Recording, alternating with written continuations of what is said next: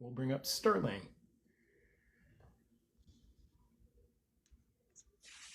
Hello, Hey, hello. Sterling, how you doing? How Pretty you good. doing? How's your fourth so far? So far, so good. It's still early where I'm at. It's right, just is right at noon time. Here. So, oh, okay.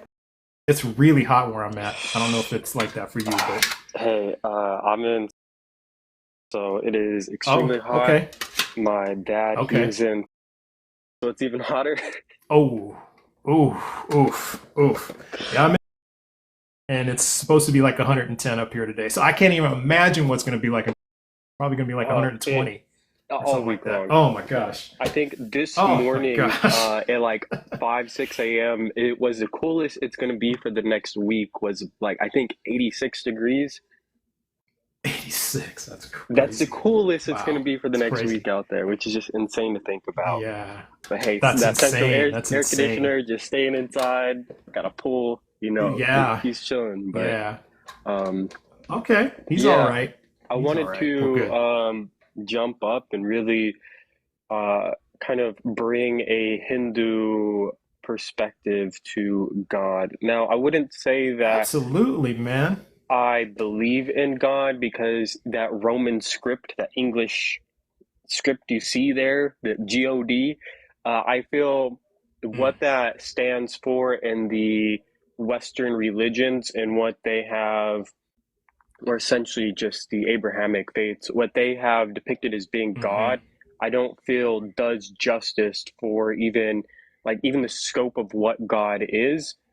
Like using that word and within the frame of the Abrahamic faiths, I don't think it does justice or fully encapsulates what Hinduism has like went in depth in explaining what God really is.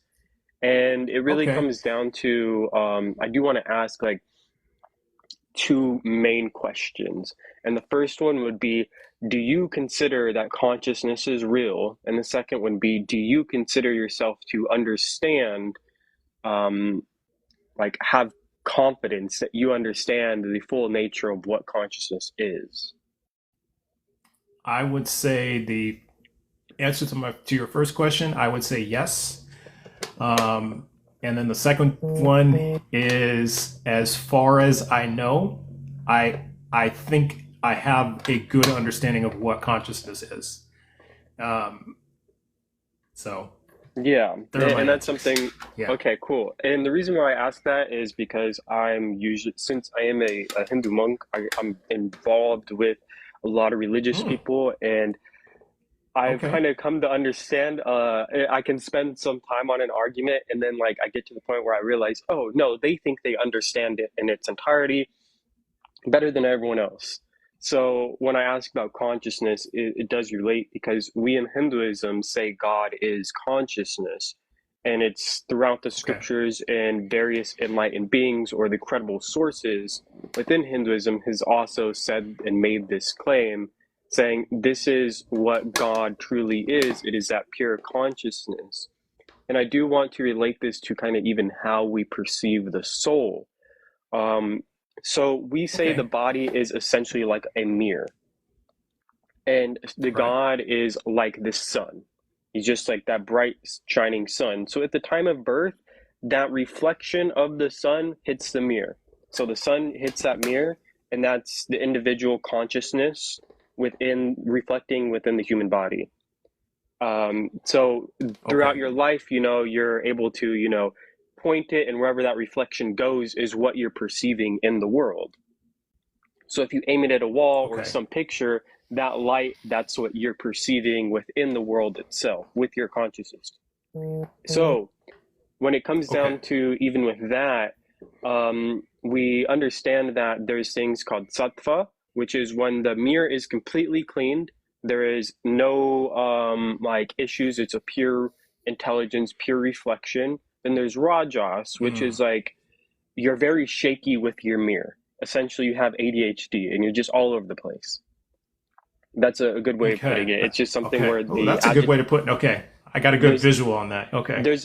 there's that agitation that's happening within us, and that agitation is keeping us kind of distracted and jumping from here to here. And then you have tamas, which is essentially now you have dirt or mud covering the mirror, and that reduces the quality of the reflection.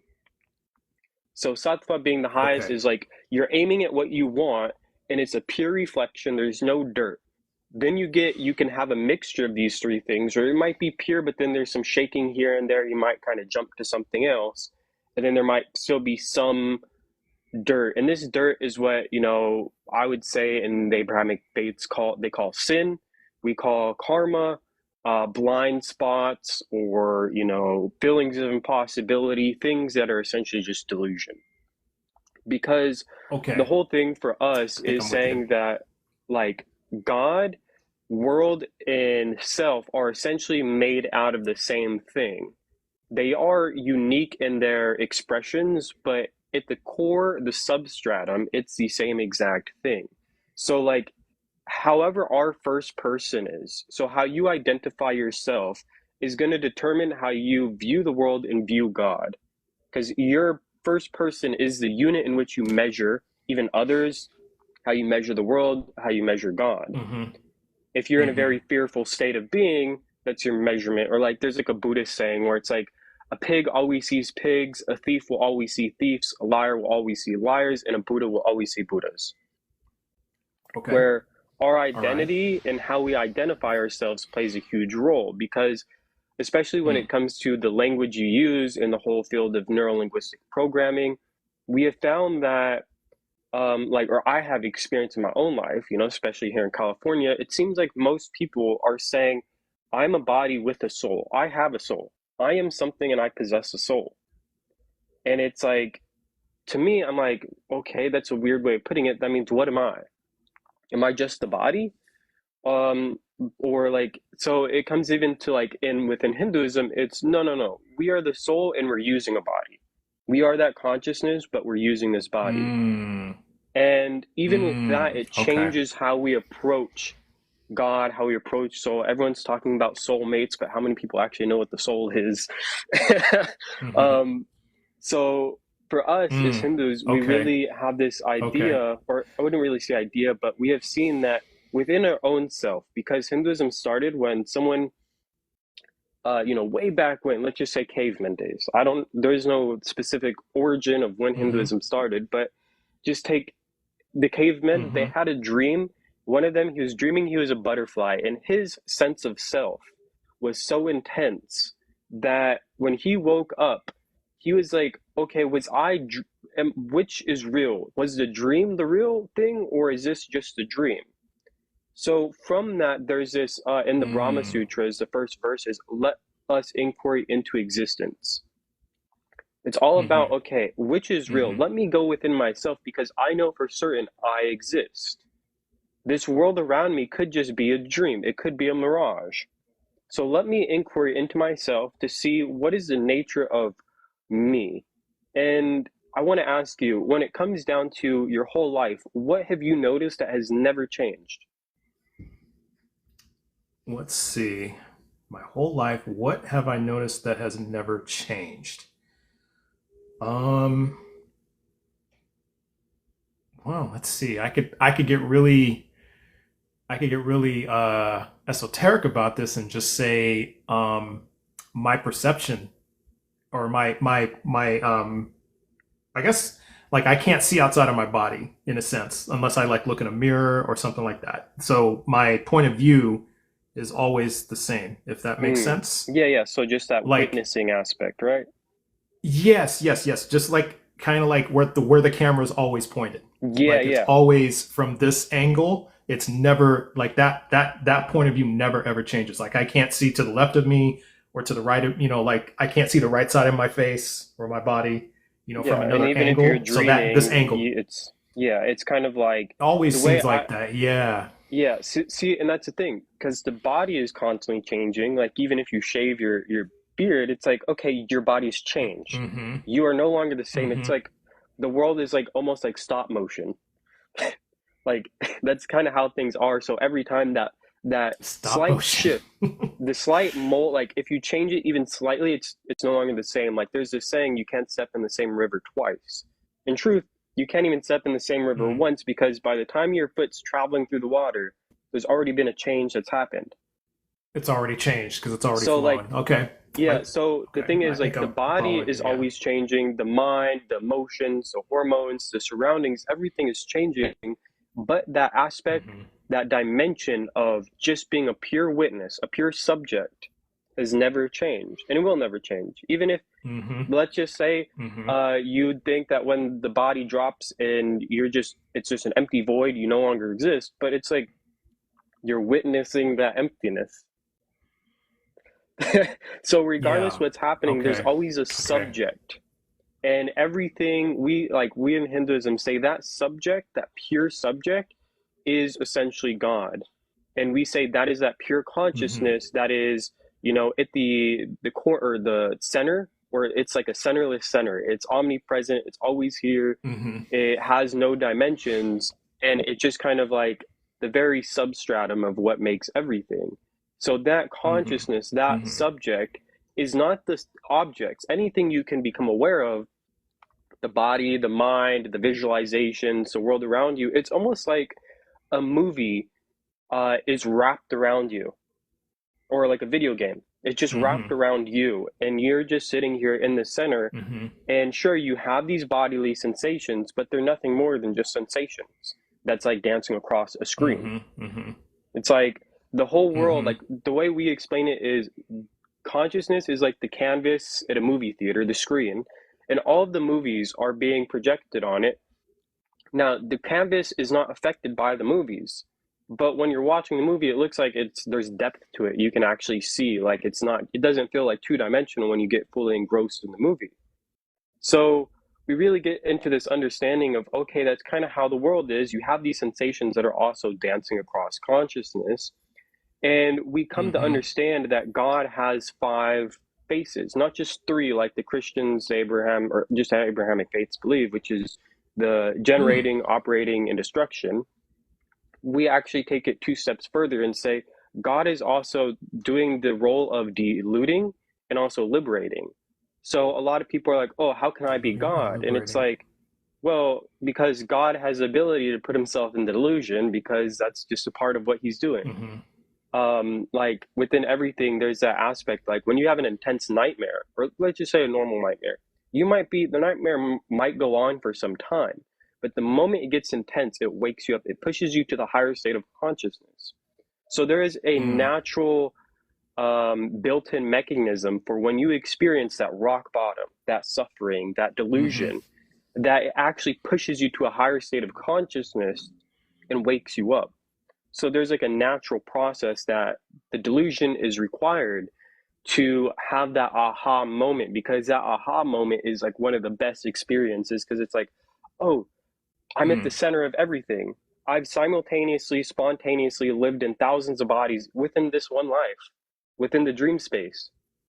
So it's like that, even that whole thing of reincarnation, it's you have your cognitions that are coming out, or like basically it's superimposed. It's like consciousness, think of it like the a programmer is sitting there, the empty screen is the consciousness, and the cognitions, which is the software, we're typing it in, then we press enter, and boom, here comes out our subjective experience.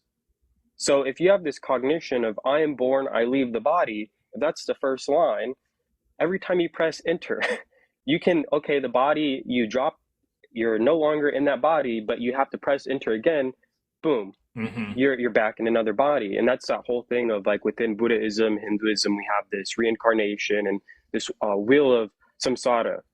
And when we break it, it's realizing that that witness never changes. That witness is witnessing all changes. And that out of that witness, it's doing everything, just like when you're in your dream space and you're creating everything, you're also sustaining the dream, you're destroying the dream, you're putting yourself in delusion, you're also pulling yourself out, liberating yourself, even within just those two states of consciousness, the dream and the waking. Okay. And when we Okay. really get down into it, it's like, how does a dream, how do you create it? How does it, like, sure, there's neurons firing and all of that stuff. But when it comes down to like out of your consciousness, out of how you are at your core, the very source of your first person, it comes down to those cognitions. So if we can understand the cognitions that we cherish, we can understand even, like we can cherish a cognition that I am not separate from life. Because how can any, like, people don't live with that cognition. We're constantly dividing because the Mm-hmm. mind is like a scalpel. It just dissects things and labels things. But when we really get down to it, Mm-hmm. it's like right now there's life speaking to life while life is listening to life speak about life. There's just life. If we Mm-hmm. just kind of bring it all Mm-hmm. back into one whole thing, one phenomenon, that's like the movie, where you have one movie, but if you get so caught up in each character and all the things, you forget it's one big thing.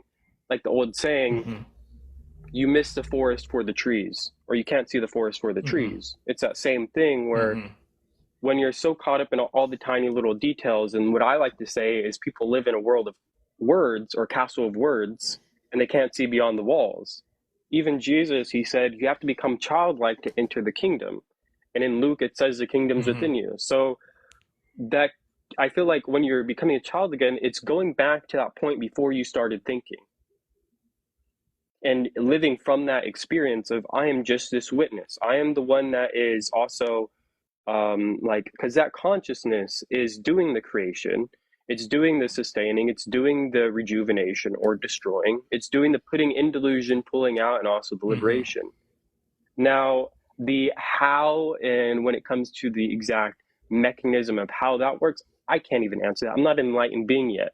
I kind of had some experiences. I kind of intellectually grasp it based on the years of training that I had and learning from various Hindu Mm-hmm. scriptures and masters, Mm-hmm. where it's like, okay, I can see how that it has some validity where everything I can perceive is superimposed onto this consciousness or onto that witness. Mm-hmm. And from there, it's like, okay, there is something that is beyond the frequency of what I can say and beyond the vibration of what I can visualize. That's what in Hinduism we call Brahman, that which the mind cannot fathom.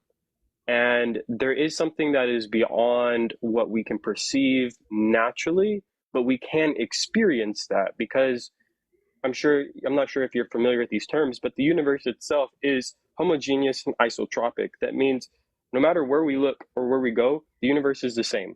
Whether we look within ourselves Mm-hmm. or we look without, it's all the same thing and how it works. So there's no like, well, it changes here. Now you get to the quantum level and there is slight differences there, but even then, the principles of how the quantum world works is still the same principles of how this world works. It's just that Yeah. the language in which we approach it, the logic in which we approach it is different. Like in modern science, there's no ology of consciousness as of yet. They're in like philosophy or neurology, they're kind of touching on it, but there's not a separate field that specifically deals in Mm-hmm. consciousness. So even scientifically, in modern science, we're just scratching the surface of what consciousness is. Like I know some people that are actually working on mapping consciousness as being the fifth fourth of nature and going about that on a very scientific professional level. And it's just really interesting how our consciousness is like a wave in the ocean, and we can either identify ourselves as the wave or we can go to the source of our first person and realize we Mm-hmm. are the ocean creating all waves, and everything we perceive is an extension of us. It's a personification Mm-hmm. of things that we have, whether it's our blind spots, our Mm-hmm. unconscious, or it's the best parts of us. Okay. Sterling, if is it possible then because yeah, I and thank you for that explanation because that really helps me understand things better. Now, just so I'm 100% sure what you're saying, are you saying that okay, there is a consciousness and that we are all part of that consciousness? Is is that like we're a network?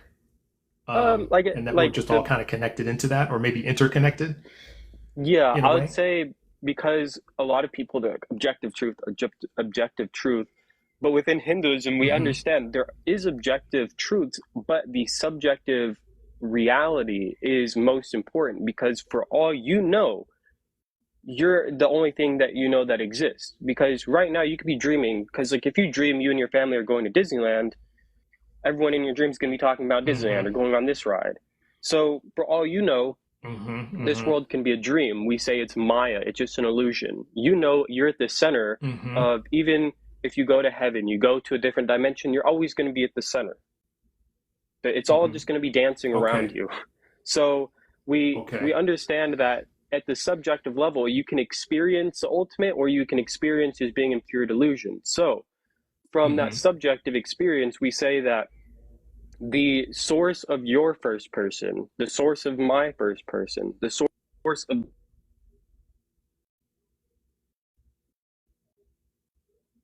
Oh, you went mute, Sterling. Maybe Hold on. there. I think you're back. Give me Okay, give me no one problem. second. I'm getting a You call. got it. No problem. Uh, yeah, yeah. But Okay, really no problem. quickly, I did want, or I can say this really quickly.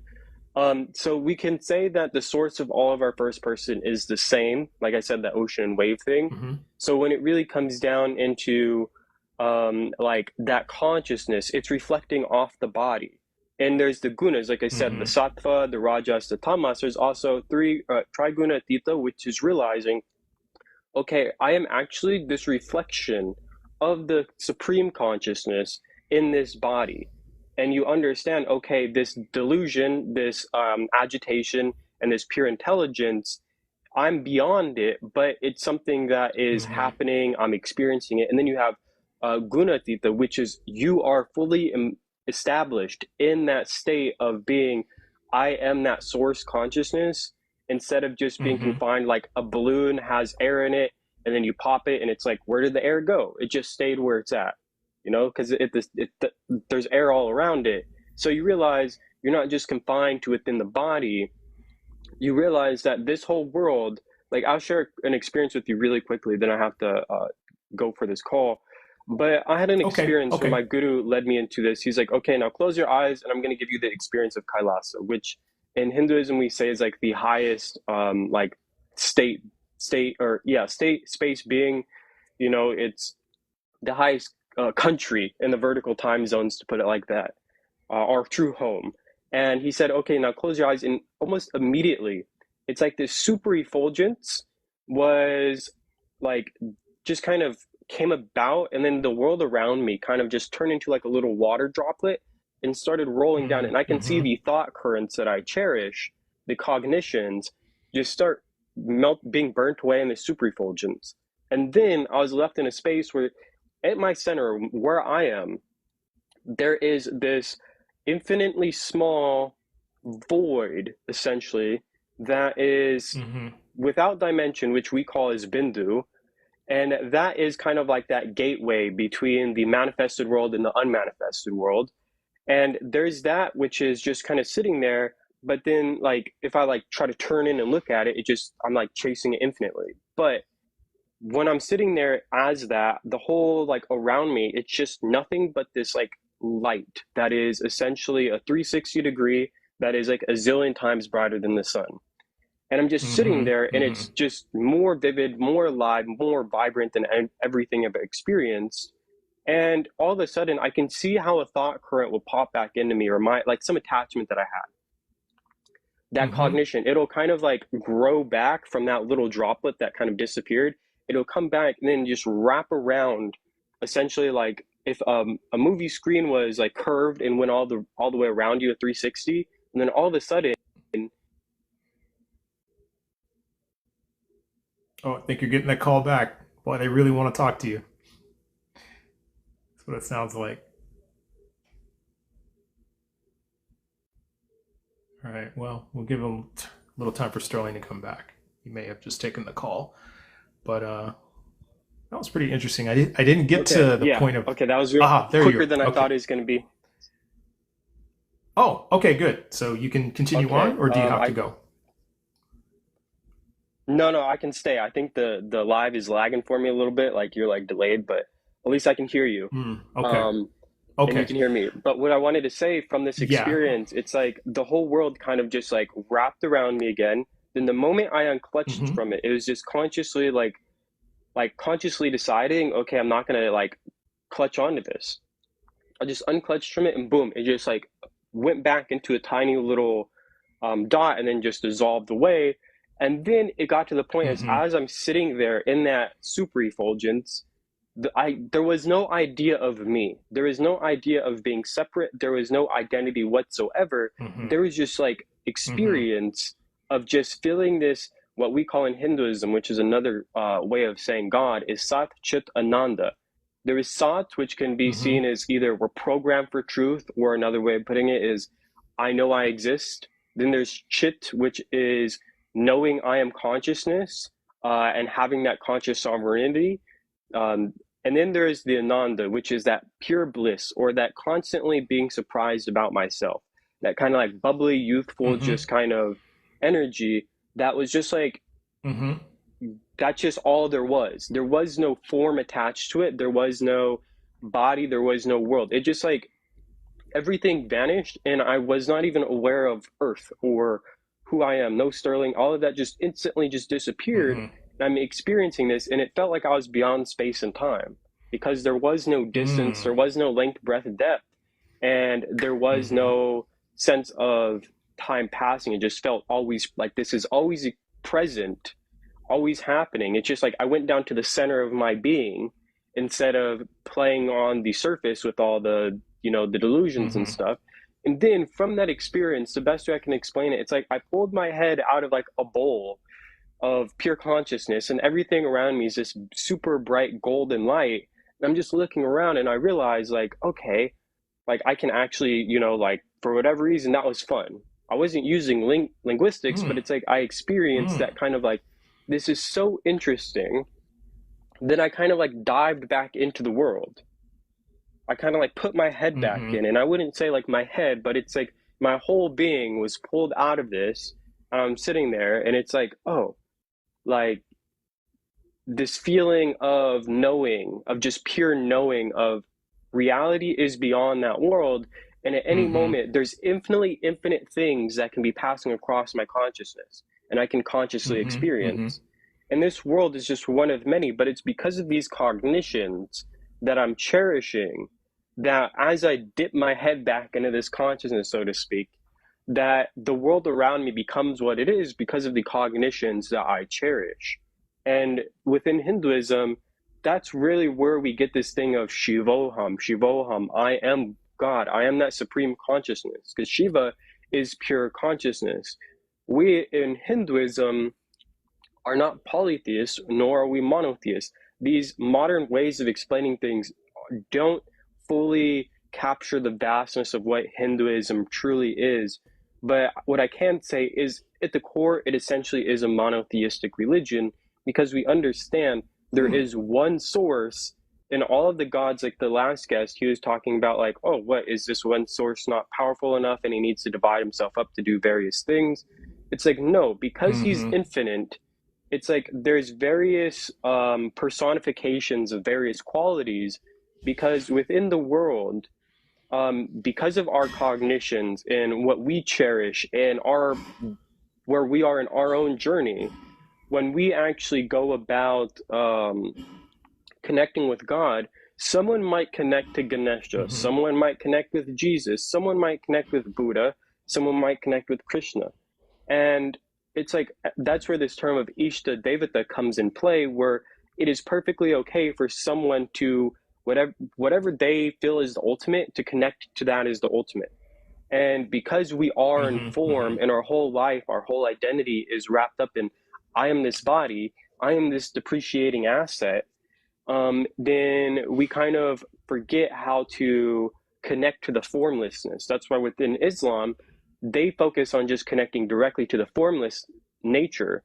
But that's very difficult because it's very rare for a being to actually grasp and understand one themselves as being that formless nature, to even understand that God is being formless. Because like I do agree with how Islam describes God and how Allah is, Mm-hmm. this, beyond everything, beyond all of that. But like within Hinduism, we say the masculine element of God is that Mm-hmm. formless nature, but the whole energy matter spectrum, which is essentially dancing out or across this consciousness or emanating out of it, is the feminine aspect or Shakti, or what in like Christianity they call the Holy Spirit, where all forms is just like what we see, what we perceive, it's just all simply lines and sounds. So those lines and sounds are the feminine aspect, and together, Mm-hmm. God makes up this like half man, half female. It's not really like half in that sense, but it's in the energetic sense of what the qualities, the principles of what that aspect of like the fatherly versus the motherly. The motherly is very more freeing. It's very more like on the go. It's very more kind of like a fire. It's very wild. Whereas that masculine element is very Mm-hmm. straightforward. Very, this is how things are. So when we can actually be in that tap into that motherly feminine aspect, we become more nurturing and very we can kind of bend ourselves more. We have more ability to know, okay, Mm-hmm. even if I Mm-hmm. need to yell at my kid, I'm yelling out of love because I don't want them playing in the street. You're not mad at them, Mm-hmm. you're just like, hey, I need to raise my voice to get your attention so you understand that Mm-hmm. what you're doing can lead to harm. And it's out of Okay. that love, One that second, Sterling. context. Oh Sorry, yeah, one yeah, second. no worries. Mike Ross, thanks for the follow. I just wanted to acknowledge Mike Ross for the follow. Oh, So thank you. Mike's in here, Sorry no about that, way. Sterling. But yeah, Mike, Oh, oh, you know what? I think I have talked with Mike before. That's pretty yeah, awesome. Thanks for coming in, Mike. I think we have talked before. I yeah, apologize. I got he's like distracted. So an amazing continue, guy to Sterling, listen to please. and talk about. But yeah, like within the Hindu frame of what God is, like it's just something that is Mm-hmm. like Brahman, literally, like to me, that definition is just that which the mind cannot fathom. And because people are, like I Mm-hmm. said earlier, most people are living in a castle of words, they can't perceive reality beyond language. So that's where this whole Mm-hmm. semantics things. I talk with so many Christians and they're like, well, God's not Allah. And it's like, okay, so what's the Abrahamic or the Arabic word for God? And they're like, well, it's Allah, but Allah's not God. And it's like, huh? Like make that make sense. And it's like that's where within Hinduism in the Rig Veda, I know Mike, he knows this the specific verse better than I do, but in Rig Veda it basically says like God is one, but the wise call him by many names. And that's something where even that concept of Ishta Devata really comes into play, because it's just Mm-hmm. saying like all these forms are essentially stepping stones, or it's a window to connect to that formless infinite nature, which is like the sky, Mm-hmm. so to speak. Where like with Jesus, when he said, it's only through me you reach the Father, a lot of people don't realize he's essentially saying, I am a window, look through me. Most people are like, no, no, I'm just going to stare at the window frame. There's nothing wrong with that. But Mm-hmm. when we want to perceive the infinite and formless nature, we have to go through and realize that we can't just allow our mind to be stuck in the world. Like in Romans Mm-hmm. 12:2, it says, do not be conformed by the world or the patterns of the world, allow your mind to be renewed. And that's really going into this thing of everything that we perceive about reality, we basically got it from reality. It's like you can't use the mind, like the ego, to go beyond the ego. You can't use the mind to transcend the mind, because it's like Mm-hmm. you're still in the simulation, so Mm-hmm. to speak. So the simulation can't take you beyond it. You have to pull yourself out consciously. And that's where when we can go back into that space of pure witnessing, which we call is like samadhi or sahaja samadhi or nirvikalpa samadhi, where the identity of being this nation or this race or this body, this gender, all of these things, all the attachments to, okay, wealth, all the attachments to the world as a whole, our identity is no longer centered on that. Our identity is centered on Mm-hmm. this super Mm-hmm. effulgence, this self effulgence, which is a light within us that is giving rise and allowing this whole world to be kind of superimposed onto it, or allowing us to play in this mirage. And God to us is more of this central, omnipresent, infinitely infinite intelligence that understands that people are going to be in delusion because that's a natural aspect of reality. So there's cycles that we go through, and that's why there's these things called avatars, which are like the best way I can explain avatar from it or in an Abrahamic kind of perspective is the Holy Trinity. I know here I am a Hindu monk talking Okay. about the Hindu Trinity, but my way of perceiving that is you have the Father, which is that pure consciousness, which is beyond vibration. Mm-hmm. Then you have the Holy Spirit, which is that vibration that emanates from that vibrationless consciousness, which is the whole world. And then the Son, which is essentially when the full consciousness, the supreme consciousness, is able to fully reflect through the body, the world. So for you, from the subjective experience, it'd be that supreme consciousness. You're tapped into that, and that's how you identify yourself. I am that. I am that supreme consciousness. In this world, I am fully able to experience being alive in everything, because that is what consciousness is. It's that feeling of aliveness that is present, and we feel, okay, I'm just bound by the skin. But if we really think about it, if we remove all the vegetation from the planet, or even bees, this body can't be sustained, it drops. You remove all the trees, the body drops. You remove the ground from under us, the body just has nowhere to be. So there's this relationship where everything that we don't consider ourselves, because it's on the outside of our body, is just as important as like the lungs in our own body. Because like we breathe out the carbon dioxide, the trees breathe that in and then give us oxygen in return. So they're the lungs, the 50% of our lungs on the outside. And it's realizing that, like, the way I really like to define the word love is consciousness expanding itself to celebrate its oneness is love. Because everything, like, we don't say we're created in God's image in Hinduism, we say we're created in God's sea. And then what that means is everything we see is God. That's why we worship these idols, because we're not worshiping the idols as being, this is God. We're just saying God's omnipresent. So I'm going to use this idol as a tool to realize that no matter where I look, no matter what I'm touching, God is there, present within everything. So it's not like it's just directed as this form is God and not the ground it's standing on, but just saying, I'm going to cultivate this unconditional love. Like a rain cloud will come in and start pouring down, not caring about what it's pouring the rain on.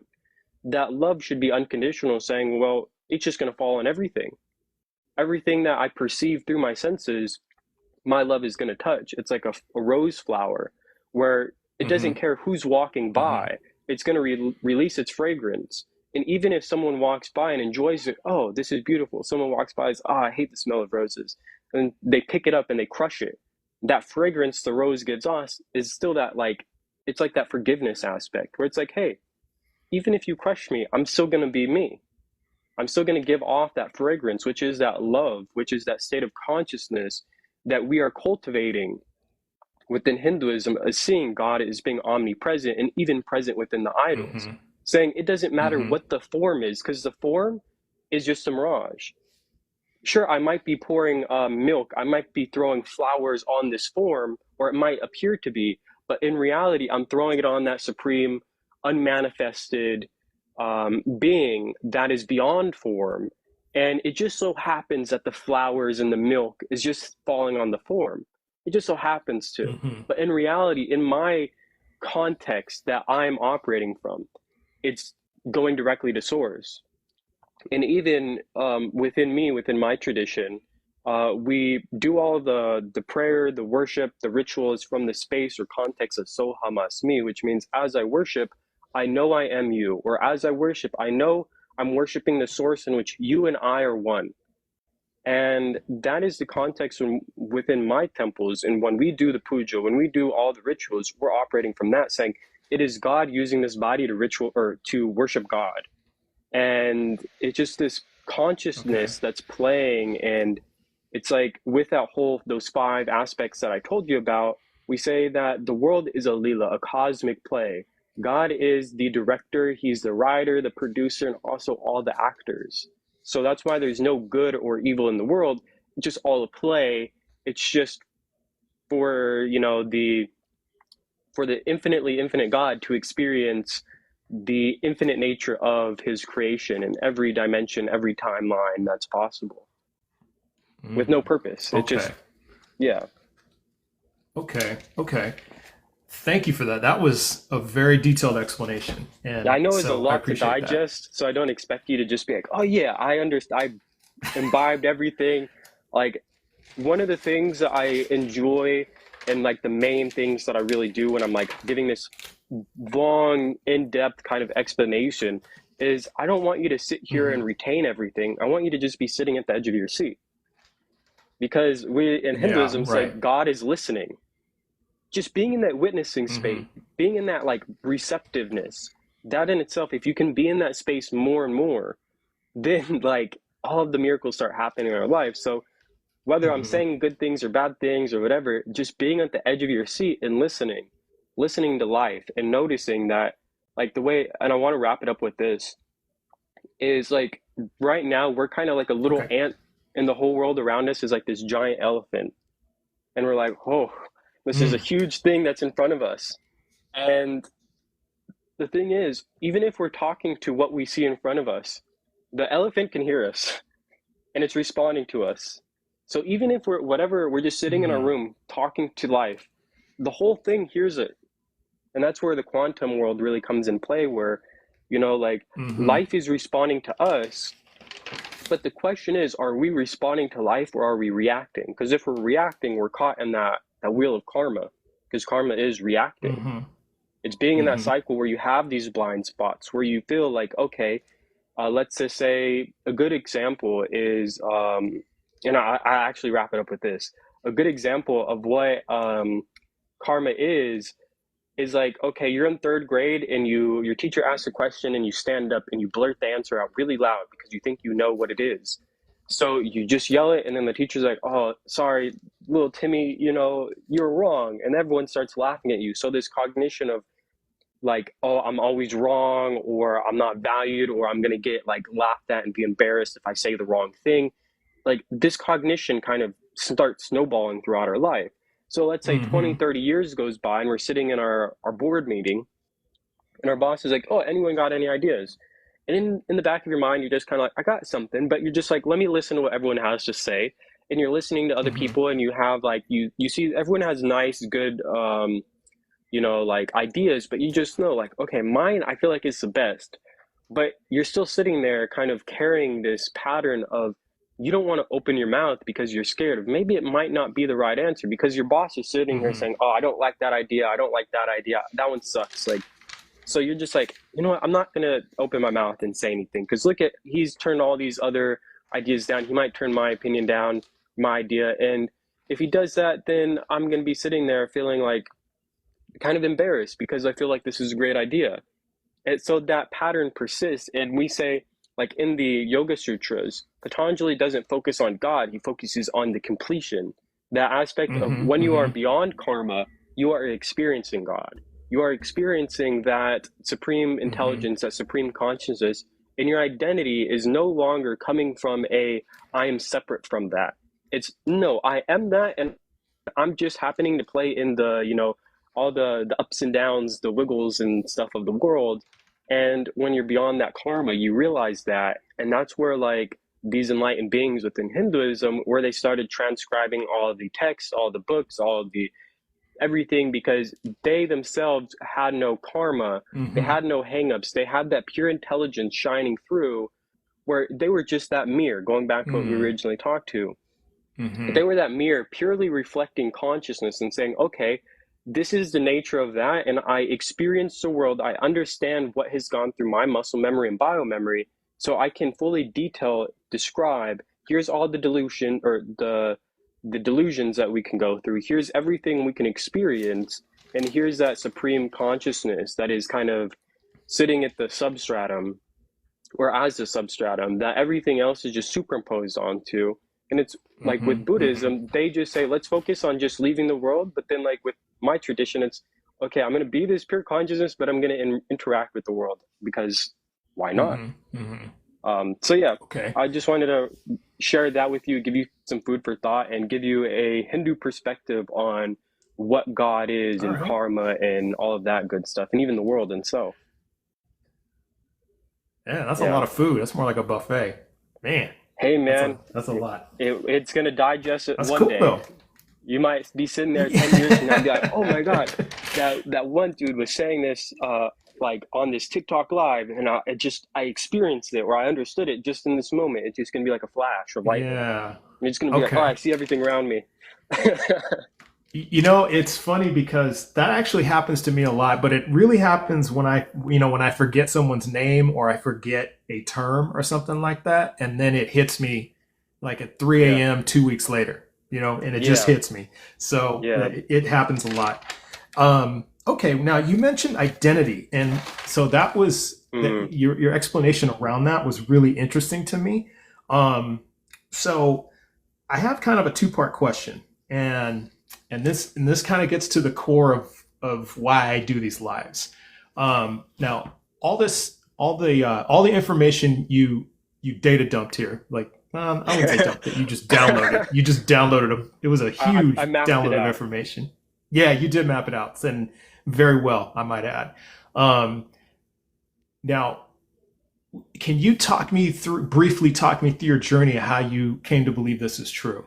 Like maybe in the form of, there was like maybe there was one thing that was the catalyst, that just your aha moment. Maybe you could Mm, describe it that way. But yeah, just that's briefly, could you briefly tell me how you came to believe this is all true? okay. And I appreciate that because it's Mm-hmm. something that it's going to sound very simple, but growing up throughout my life, I've kind of naturally slipped into these higher states of consciousness, or what we in Hinduism call samadhi, one with source. Mm. And Okay. in that, there's just this Okay. feeling of oneness with everything around me. And I didn't fully understand what was happening. There are very brief experiences. Maybe if I would contemplate on what Mm-hmm. happens after I leave the body or what happened before, just almost effortlessly, boom, I just like get sucked into this like black hole and Okay. I'm just like sitting there. And then throughout life, Mm. just kind of going through the motions, experiencing whatever.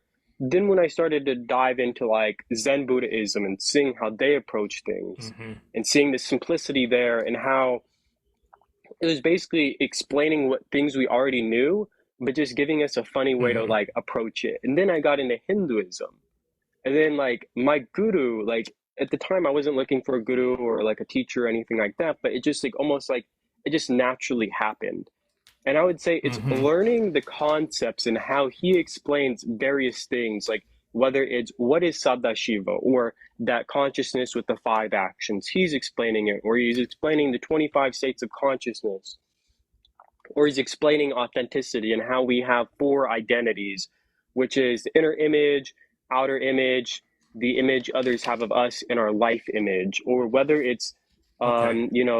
the sattva, tattva, or sattva, rajas, and tamas. And just he's explaining these concepts. And as he's explaining them and as I'm digesting them over the years, I'm just seeing how, okay, it's giving me better words to explain my experience that I'm already like I've had previously, what I've gone through, and Mm-hmm. understanding that, okay, this is allowing me to understand what's happening around me in a language Mm-hmm. that is very precise in what it's describing, what it's talking about, and all of that. So that's kind of how I came to like view it in this way, because it's like the experience has always been there, but now I have the words, the linguistic aspect to actually pinpoint and describe what I'm perceiving and what I'm feeling and what Mm-hmm. I'm experiencing.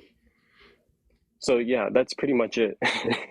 Okay. Okay. So, in a nutshell, would I be correct in saying you had a slew of experiences that allowed you to tap into the higher consciousness, and you didn't know what it was at first, but then after some time spent learning and working with gurus and things like that, you understood. Oh, that's what this is. Yeah, Does pretty that much. sound right? Okay. Yeah, because Okay. like the Like in a the nutshell. words Okay. themselves kind of allude to an experience. Like that's just all words as a whole. Mm-hmm. And with certain Yeah. Yeah. experiences like samadhi, like I was saying, you honestly can't put it into words. So it's not like you can just tell someone straight out, this is what it is. It's like trying to Mm-hmm. explain the taste of honey to someone who's never tasted Mm-hmm. anything sweet in their entire life. It's like, sure, I can explain it from Yeah. my Right. understanding, but it's Right. like, will they be able to grasp it? And that's where it really took time of, okay, all of these experiences, there's like many words to explain that one thing. Like it's just something where it's like, oh, all of these words are pointing in the direction. Like in Zen Buddhism, there's this saying of all I Mm-hmm. can do is point to the moon. don't bite my finger. You can either look at the moon and experience what I'm Okay. experiencing, or you can go after my finger. And I'm like, let me turn my Okay. head. And I'm like, oh, you're referring to this experience that I've been having, instead of being caught up Hmm. in those words and what they're saying. Okay. Okay. And let me gently challenge the truth of this, um, Yeah, yeah. or as far as you're concerned, just a gentle challenge. And is there anything that you can conceive of that would disconfirm the truth of your experiences, or maybe the truth of Hinduism to you? You know, I don't think there is, because that's almost like, and I want to not challenge you back, but to say, um, is there anything that you can do or say that's going to Oh, you can prove that you, challenge me. It's no, okay. like, but what I'm saying is, Yeah, like, even it's for okay. yourself, it's like, from my understanding, like I mentioned earlier about this world can be a dream, it's all Maya. Is there anything that you Yeah. can say or do to prove to me that you are real beyond what I can experience within a dream? Yeah, I see where you're going with this. And I think the best I could do is point to the things we can observe. Like, hey, Sterling, I'm talking to you right now. Like, if you're just like, no, dude, I've prove to me you're actually here, you know? Yeah, well, So I've I'd had be like, dreams where well, I'm having conversations. I had dreams exactly. where I'm Yeah. even explaining the states of consciousness, or other people are explaining it. Yeah. So it's like, that's why I'm Yeah. like, what's the because, like, to me, I'm like, okay, everything that's temporal I consider as not being Mm-hmm. real. Only that which is Mm-hmm. imperishable I consider real. And from my Mm-hmm. understanding, that witness that is watching all the changes has never fluctuated. Okay. And is there any possibility in your mind that you could be mistaken? I I would say no. I don't know what I'd be mistaken of, Okay. because it's just like, Okay. but yeah, like, I no, Maybe, I don't think. yeah, and I'm not saying you are, and Yeah, I wouldn't yeah, know. I'm I not have taking no it as idea to you know what are. that is. Yeah, Yeah, like, even just from my and I experience, I'm like, this is. I would say this. I don't fully understand it. I have had glimpses. I have had mm, mm, experiences where I've touched mm, it, but when it comes to fully diving mm-hmm, into it, and it's like, think of it like this way. mm-hmm, I'm like, normally when it comes to like pleasure and all of that, we're all little frogs in a pond, and the mm-hmm, intimacy we experience with another body would be that pond. It's like, that's what we would consider like that peak experience, or maybe mm-hmm, some mm-hmm, substance. But that oceanic experience of like being in that meditative state, that the deepest state of mm-hmm, meditation or consciousness, mm-hmm, is like the ocean, and it appears infinite to a frog.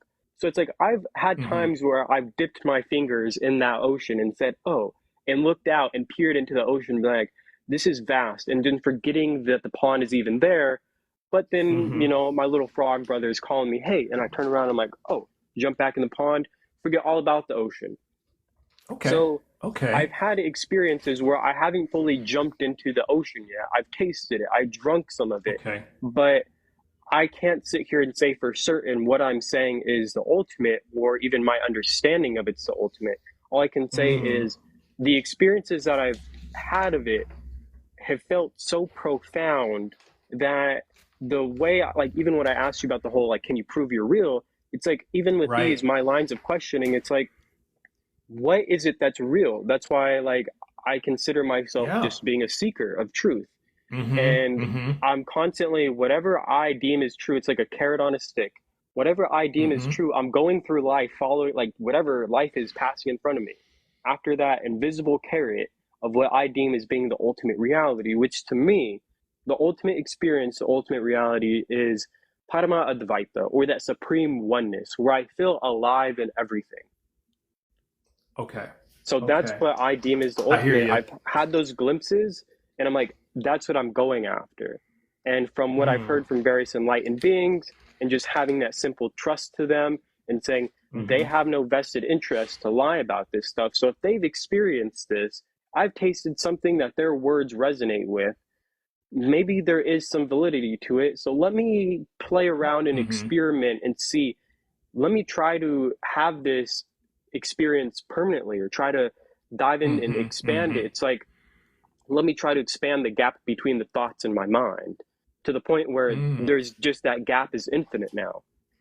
So Okay. I'm I playing with see. things and seeing if I can deepen my understanding, but like I would say I don't think there's anything that can like convince me other of what I deem is being ultimate. All I can say is I think there's more things that can add value to it. Yeah. Okay. Okay. Okay. I'm with you. I'm with you, Sterling. So is as far as the well, because you became a monk, so you're currently a monk, right? I think I heard that right. Yes. Okay. And would you say then that the Hindu faith has become a part of your personal identity? Would that be fair to say? Hmm. The best way I can put it, and And to quote Osho, because I feel like this is mhm. just it just makes so much sense to me, from my Okay. experiences at least. I'm a little part of all religions and a big part of no religion. I find Mm. that the lifestyle Hmm. of being Hindu, the Interesting. lifestyle of being a Hindu monk, is allowing me to fully express myself. And when it comes to social Mhm. settings, it allows other people to um, kind of get a idea or have that ethos aspect of, okay, here's this Hindu monk, he's talking about Hinduism in the Sanskrit language and all of this stuff. And this is, to me, what I have found to, like, Sanskrit I found to be the best language to explain the nature of self, world, and God. Hmm. And it's multi-dimensional, and there's so many words like that we can use to describe the same thing Hmm. from different angles. So for me, the language, which is the contents of the culture being the contents, it's like without that Hmm. language, the linguistic aspect, it can't be contained. So I would say Okay. I don't really consider myself Hindu, but at the same time, for social aspect, for social engagements, and just being engaged in the world as a whole, that it is the identity I am choosing to pick up as my ego, my mask that I am playing Hmm. with Hmm. for me to express what I want to in a way that others can pick up. Because if I'm just like a nobody, just like living in a cave and occasionally coming into society telling things, I come across a lot differently than if I'm wearing my orange robes and I'm sitting in an ashram and sitting here on TikTok and doing stuff of that sort. It just the how it comes Yeah. across and how it's conveyed is completely different. So I feel like this path, this journey is going to allow me a better opportunity to express what I want to. And what I'm wearing and how I'm living is just kind of like the makeup. Okay. Okay. All right. I see. And so in that, to use your word makeup, um, that allows you to, and assume may be a wrong word, but assume this identity as, and No, then to yeah, help like you express what you want to express. yeah, yeah, definitely. Like I wouldn't say assume. Like I Okay. think the way I would take it on is like step into that identity is a way of assuming it, and just Step for me to into. play Okay. around with it Okay. because it's like But it is a I'm part of your, but it's not, yeah, but it's not like there's not like, it's not like separate and apart from you. It is part of you. yeah. Is that It's fair to essentially say? like the puppet master and the Okay. puppet is inseparable. I'm the puppet master playing with the puppet, which is my Hmm. identity, my role Your identity. Gotcha. in existence. So yeah, it's like, yeah, Okay. I'm playing with the Okay. puppet. You guys see it, but it's like I'm the one telling the story, and it's through the imagery and the life and what's surrounding that puppet that it gives you that kind of it conveys various things beyond just like what Yeah. words can. Okay. Okay. And are there because I mean clearly this is very important to you, or else you wouldn't have, as you say, become the puppet master, controlling the puppet and putting on the makeup, using your expressions. So it's clearly important to you, and so now that's really interesting to me. And I would now, is there? Would you say is there a like a dominant virtue that you can identify that has caused you or keeps you assuming or stepping into this identity and being the puppet master, controlling this Okay. puppet, I wouldn't use the word virtue, but I would say one thing. I just want or to play and value, have maybe? fun. But beyond that, like that's like a very just like innocent way of expressing it. I just want to play and have fun. But when it comes to the more intellectual approach, in Hinduism, we have this phrase called ahimsa parama dharmaha, which means nonviolence is the ultimate cosmic principle. And that, like within Nonviolence. Hinduism, Okay. we see everything within principles. We see that everything kind of comes down to these tattvas, these units essentially. And dharma Okay. is that principle of like cosmic law, and ahimsa is also this thing of this whole thing. It's not just saying, oh, don't harm anybody, but it's also the when the very first primordial Big Bang happened, so to speak. Mm, When okay. God said, "Let there be the world." From that, Mm-hmm. the very sun, like Mm-hmm. what we say in Hinduism, the original sankalpa or the original conscious declaration, the original icha Mm-hmm. shakti, the desire that came into being is let me become many to Mm-hmm. celebrate myself. And out of that came ahimsa Mm-hmm. Mm-hmm. paramadharmaha, which is nonviolence is the ultimate cosmic law because all that is God. All there is it's just all one thing, and it's just that infinite ocean. All the waves are a part of the ocean. Sure, they appear different and they come in for a short time, then they Okay. leave and dissolve. But it's essentially saying that Mm-hmm. to coexist, to experience diversity, to have that infinitely infinite experiences that's happening over zillions of years is naturally going to take Mm-hmm. Mm-hmm. like happen. So within me looking in the world around me and this whole thing of Mm-hmm. responsibility or the ability to respond to what's around me in the world, I feel Mm-hmm. the best thing I can provide is my enlightenment, my self realization, and then allowing my role to be this Hindu monk because with the AI revolution, with what's happening and how these insecure leaders are, causing violence around the world, how these corporations are creating consumers, and all of these Mm-hmm. things where I feel like the best way I can respond and help kind of pioneer a more conscious, a more holistic approach to life would be to assume this role, to step into this role and leave the identity, leave that role behind that I was previously Mm-hmm. and Mm-hmm. reinvent myself to be a new role. Because that's what we say. Like Okay. enlightenment is when you have this multiple minds in the same body, when you're constantly Mm-hmm. reinventing yourself and spamming that upgrade now button. But karma is when you have the same mental setup and it takes on many bodies. So I'm like, I don't want Okay. to just be the same role, the same identity who's just taking on a different body, a different appearance, putting on different makeup, but the same identity. I want to, okay, let me Okay. play with this identity and see like where this takes me. And being a sannyasi, which is being a renunciant, I'm just renouncing Mm-hmm. all identities, all things, and just saying, for social reasons, for your reason, for you, I'm wearing the orange robes. Not for me, but it's for you. Mm. Because when you see them, Mm. a certain idea comes into your mind about, Mm-hmm. what this person is about, what their focus in life is about, what they're trying to convey to me. It's different when Mm. people that interaction with others. It's like Mm-hmm. with we take a substance, we understand it's me plus that substance. So it's like there's Mm-hmm. that individual plus me, which is here I am wearing the robes and stuff like that. They Mm-hmm. understand that here's monks. They kind of go about things in this way. Even though I'm not a Buddhist monk, Mm-hmm. Thank it's you just for the something. gift on Tat Sat. It's just one Sorry, of those I things just where acknowledged the gift I got. the being a Hindu is for your sake, not mine. Mm-hmm. Put it that way. Okay. Okay. Gotcha. Okay.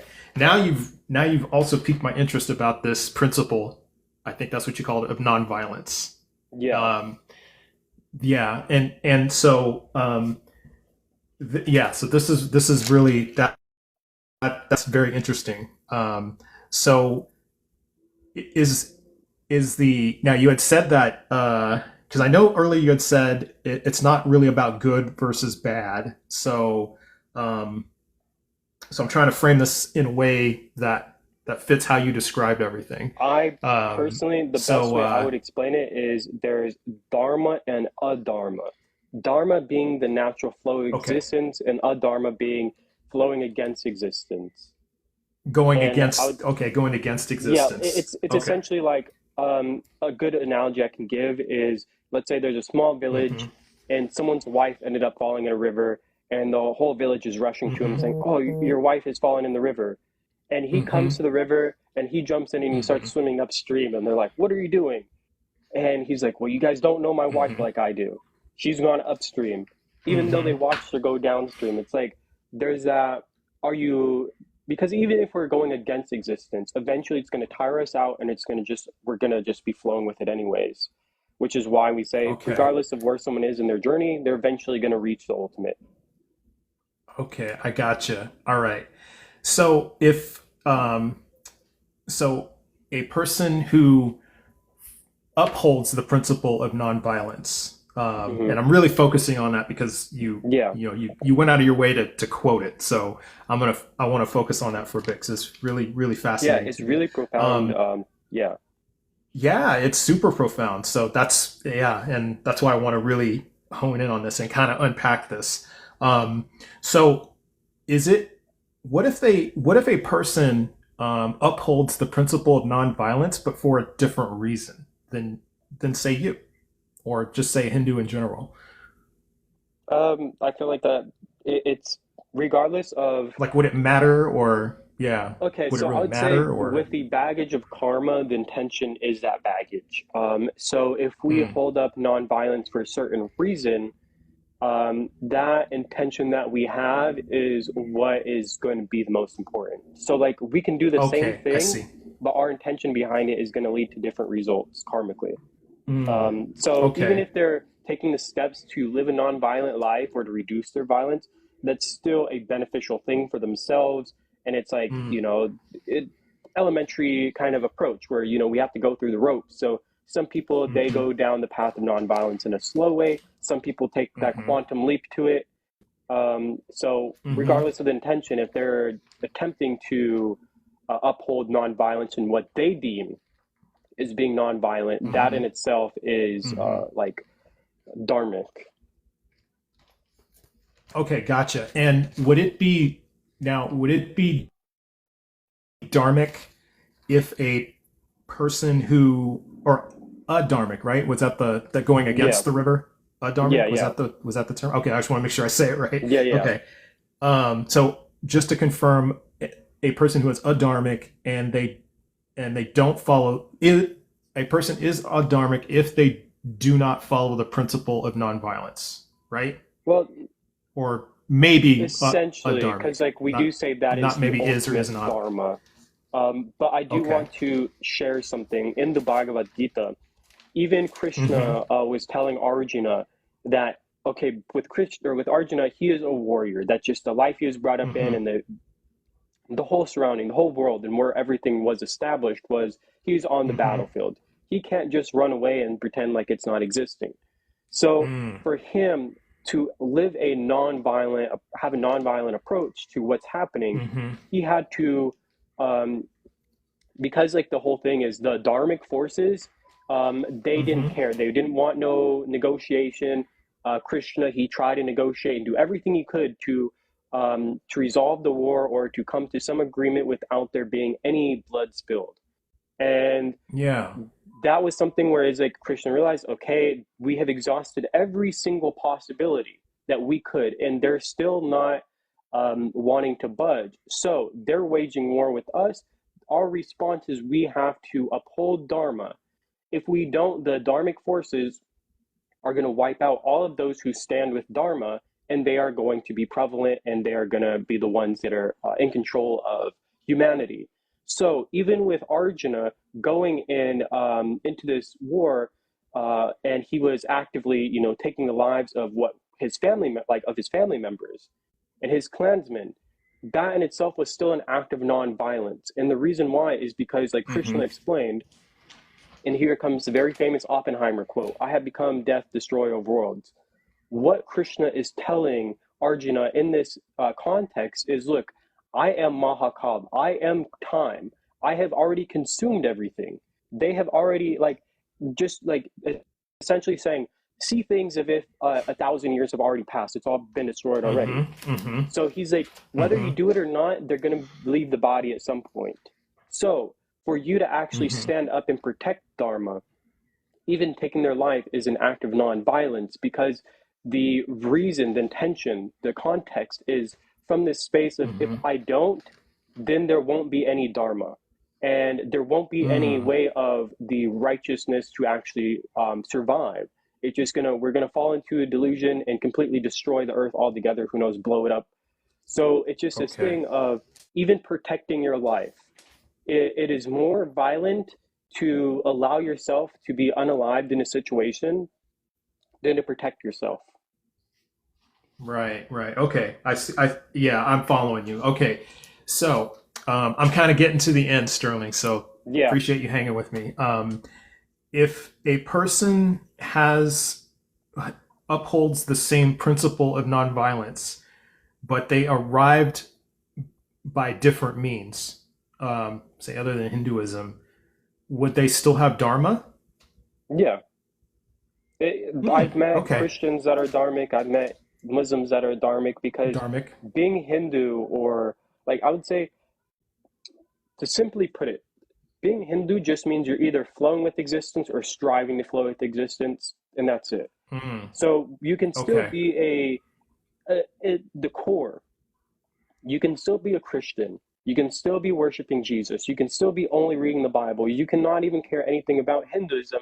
But as long as you're following your Dharma, the reason and why you 3D printed your body, and you're doing what you can with the resources in your environment, Hmm. and constantly trying to enrich others and be that support system for others, and you're actually striving to grow and expand and to deepen your understanding of self, God, world, then Hmm. you are essentially dharmic. You are flowing with the Hmm. natural principles, because these principles, we as Hindus, we don't say, oh, these are our principles. No, Sanatana Hindu Dharma means the eternal cosmic principles. We just compiled all of it and presented it in the vast libraries that we have, or at one point had. Mm. So it wasn't anything like we're claiming the rights to it. We're just saying we have had countless beings who have attained to enlightenment. So they have mapped out things and written them down, or spoke them and had their disciples write them down, compiled them, and just put them on the shelf.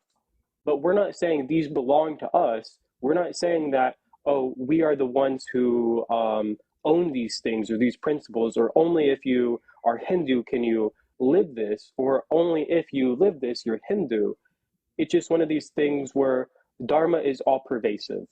If you either are flowing with the natural, direction that you're supposed to go in, and the direction that existence is going as a whole, then you are following Dharma. Even with violence, or Okay. non-violence, I should say. Oh, Even if you are okay. non-violent, it's still a righteous act. Huh. Okay. So then, um, is it possible then to be an atheist and have dharma? To be a Yes, dharmic atheist? yes, Oh, because there's traditions within man, Hinduism that that's are completely interesting. Okay. atheistic. So there's traditions in Hinduism, they're Hmm. completely That's atheistic, they very reject interesting. all the Hindu scripture, yet they're still a part Hmm. of the Hindu umbrella, or Okay. ecosystem, I should say. Last. Ecosystem would be better. All right. Okay. And I think this is my last question. All right, Can a cool. person can a person live dharmically? I don't even know if that's a word, so Yeah, forgive me if it's yeah, not. it is. Okay. Can a person live dharmically if even if they're not aware that they're living dharmically? Like they're just saying, Yeah, "Hey, 100%. I just follow this principle of nonviolent." Okay, okay. Wow, that's Yeah, and interesting. that's the See, thing. I learned something new today. Hinduism is in its very core, the essence of it does not believe in belief systems or faith systems. It is just laying Mm, everything out on the table and saying, even unknowingly, you can be experimenting with these things. You can be living these principles without even realizing it, because they're all pervasive. They're just cosmic. They mm, don't belong to anyone but to God, to the cosmos. mm, So if someone is operating from that context of, I'm just gonna, I feel like let's just say vegans, for example. They're just like, I mm-hmm, feel like it's like I want to reduce the violence that's happening in the world. I don't feel like it's right to deny another being life and to steal their flesh for pleasure. for whatever reason. And even then, they are choosing to be nonviolent because of their principles, their cognitions, Mm-hmm. their Mm-hmm. software that is powering them and they operate from is leading them to say, this is something I don't feel is right. I don't feel this is something that should happen, that we as humans, knowing that we can consume and digest plants, that we even have a right to go and deny another being life. So even in that situation, Okay. because we as Okay. in Hinduism or Hindus, we have mapped out, there's like, let's just say 400 patterns or 400 cognitions that we can actually Mm-hmm. be programmed with while in the human body. And we, for the most part, everyone has roughly the same 5 to 10 cognitions or lines of Mm-hmm. coding. Mm-hmm. And then on top of that, we have a permutation and combination of a bunch of other ones. So it's just something where it doesn't matter where someone's born. They can be in a jungle and in a village that they never seen the outside world, and they can be living dharmically. Even I would say Mm-hmm. the ancient traditions around the world, even before the culture known as Hinduism came into being, they were still dharmic. They were still living this life in the natural flow of existence, even if they had different like rituals, or they had different languages, or they had different, you know, um, understandings. The core principles Mm. remain the same, Mm. and that is something where that I would say is the most important thing. Where okay, there's this principle called there's like 36 principles or tattvas we have mapped out, and even one of them is seeing. So if you understand how the seeing aspect works and the eyes work, then you understand that. Even the tasting, even the things with like earth, fire, or earth, water, Mm-hmm. fire, air, and space. If you understand these 5 principles, you understand everything is made out of these, and you understand these, and you see like, okay, everything's connected. Like I said earlier about sattva, rajas, tamas, these 3 things make up Mm-hmm. everything. So you understand these principles, and you think in terms of these core principles, then you actually start to see reality in a very, I don't want to say simple and make it seem like it's in a negative light, but just in a very clear, straightforward way where you understand how the undercurrent is the same, but the waves on top are going to be different. Okay. All right. Okay, I lied. Last question. Oh, I lied. I Last was question. okay, okay, and then we can wrap it up, and then I'll let you and the, continue on with your day. okay, yeah. And thank you for sticking with me. But last question. All right. Um, if okay, and I think you heard the my previous guest, and you Yes, went into a very detailed explanation. Yeah, and I think I saw you in chat when you're like, nope, nope, not true. yeah, he was just So, speaking about Hinduism. I'm like, hey, letting you no. know this isn't the full truth. Okay. Okay. So, okay. So I asked him the same question pretty much, but he kind Yeah, of yeah, answered it. He pre-answered it. He basically said, Islam or, the God of my understanding cannot be verified or proven or tested or anything like that. yeah, So, now, so here's where I'm at. And I asked this a lot of Abrahamic God believers. We hmm, have, and you're the living embodiment of this. I have you, who is ironclad, strong in Hinduism, and I would assume very confident in your belief, if not 100% confident. And then I had the previous guy, uh, who was very confident in his belief in the hmm, Abrahamic God, and he also used he arrived at his confidence with experience, and just like you did, and he had some yeah. other things too, but we'll just use those two as parallels. So for me as an outside observer, um you know how could I determine, because these are two competing uh religions, how could I determine like which one is true? What I can say is you can scrutinize, you can ask all the questions, you can experiment with all the things, all the tools that and techniques that are given from Hinduism, and see for your for yourself Mm-hmm. the firsthand experience and if it's valid or not. Because Mm. that's the beauty of Hinduism, where Mm. we have we accept the notion that um, you can have 10 different gurus or enlightened beings tell you different things, and it is up for you to to Mm-hmm. discern and to experiment and to see what is real. And if you have a certain belief, it's going to be challenged, because an enlightened being, they don't Mm. answer your questions, they question your questions. Mm-hmm. And that is something where Mm-hmm. within Hinduism, we're not just saying, yeah, blindly believe anything. We'd say, oh, if you want to experience it, I can give you the scientific method. Or I wouldn't say I'd give you the scientific method. I would say utilize the scientific method and apply it within the techniques and all of the things that we in Hinduism claim for understanding the nature of self, God, and the Mm. world. Now, when it comes to, oh, how do you prove all these gods and all that stuff? Well, you don't have to. That's why there's traditions within Hinduism that are completely atheistic. They say there are no deities, there are no Mm. gods. So the very core is the experience, the states of consciousness, the dimensions of reality, and the five aspects of, like, the creation and stuff like that I mentioned. These Mm. things we can actually understand, and whether it starts off intellectually, where you can actually study it and try to digest it and make sense of it, or you can do that on top of applying the techniques, or you can just blindly just do the techniques and see where that leads you. But what I can say about Hinduism is we encourage people to put a fire under everything and to see, does this Okay. align with what you deem is the ultimate reality? Because what you deem is the Okay. ultimate reality, all we can do is give you the tools and help you explore and see, when you experience that reality, do you still feel it is ultimate, or do you feel that there's something still beyond it? And if there is, how can we help you understand or lead you in the direction that will help you realize that ultimate reality? So even if you think Okay. like God's not real, it's like, okay, we're going to give you the tools that will verify, which is what Buddhism did, or Buddha did. So Mm-hmm. we are all about the scientific method. We are all about science in every aspect of things. So it's something where I'm not just going to say, well, read the book and it's going to tell you, or, you only if you have this experience. Exhaust all the possibilities, and whatever you deem that you hold is being that ultimate, do with all these experiences, with these techniques, with all these scriptures, is it helping you understand, or is it allowing you to grasp or get closer to that ultimate reality? Because we view life as more of a profit Mm. loss.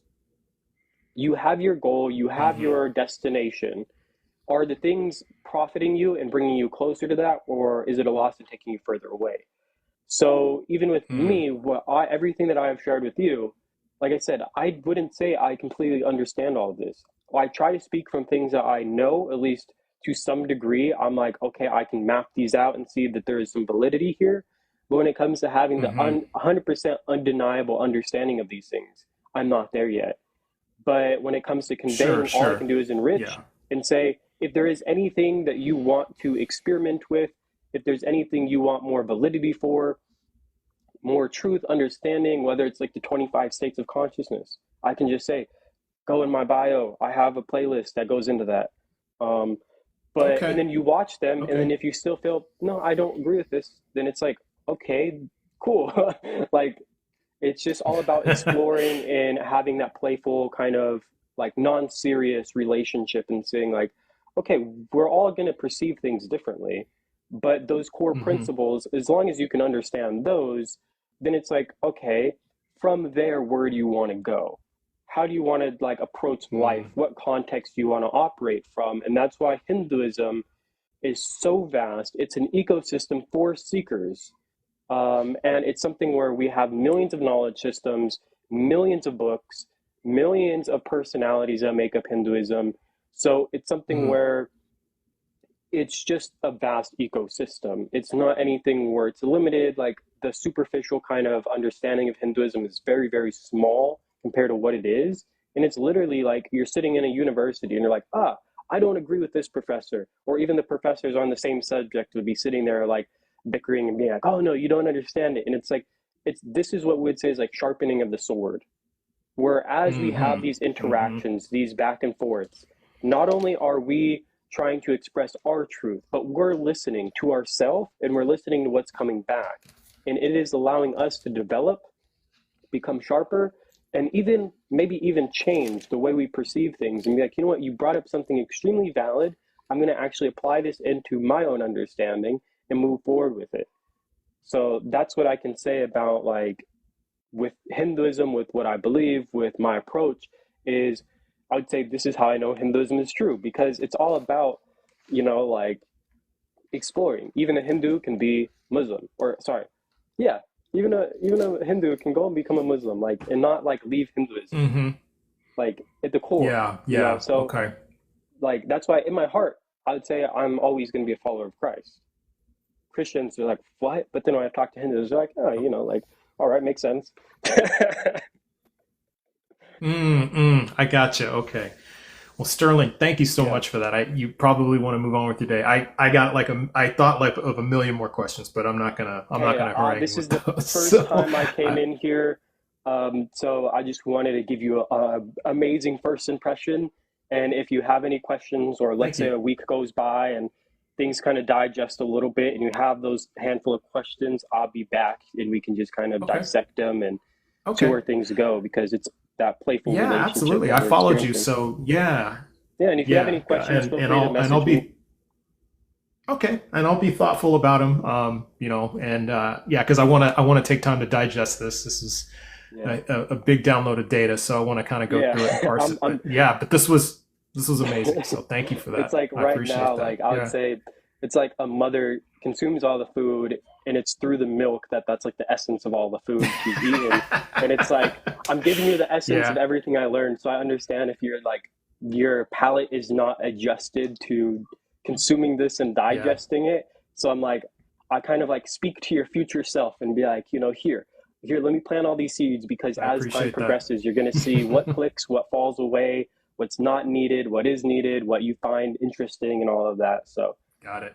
but yeah, Okay. thank you Well, for thanks allowing me up again. and having this conversation. All right. All right. Well, have a great rest of your day, and we'll Thank you and talk happy 4th soon. of July. All right. You too. Take care.